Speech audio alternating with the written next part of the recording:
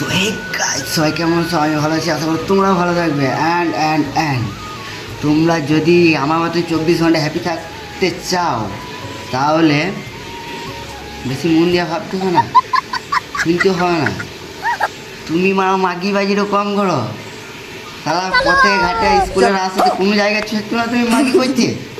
আর এখানে তুমি মাগে হ্যাপি থাকার ট্রিক লিস্ট চুরিয়ে মারানি। একটা কথা আছে না, অল্প বয়সে পাগলে বাল দুঃখ থাকে চিরকাল। মাগমা ওরকম তোমার হবে, তুমি গান মারবো অল্প বয়সে।